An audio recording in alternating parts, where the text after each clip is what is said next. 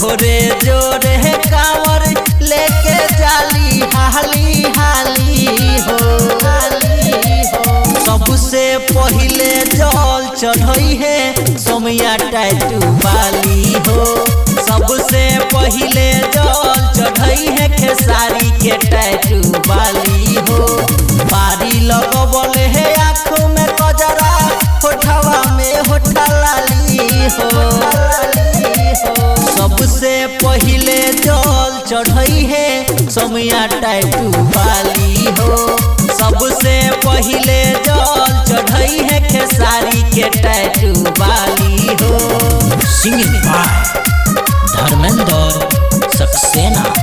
खेसारी के टैटू वाली हो। सबसे पहिले जल चढ़ई है खेसारी के टैटू वाली हो।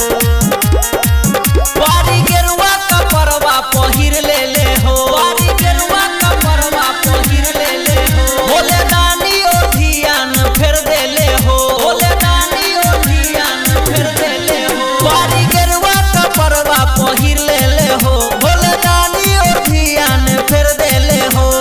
हर हर बम बम गुजेला देव घर, सेल्फी खींच नेपाली हो, नेपाली हो। सबसे पहिले जल चढ़ई है सोमिया टैटू वाली हो। सबसे पहिले जल चढ़ई है खेसारी के टैटू वाली हो। खेसारी के टैटू वाली हो।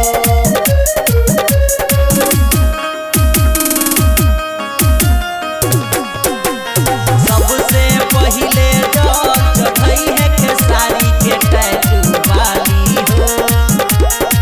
कहे धर्मेंद्र सक्सेना ई दूरी बाहो, कहे धर्मेंद्र सक्सेना ई दूरी बाहो। धीरे धीरे चलाई जरूरी बाहो, धीरे धीरे चलाई जरूरी बाहो। कहे असरफी सिकंदर ई दूरी बाहो, धीरे धीरे चलाई जरूरी बाहो।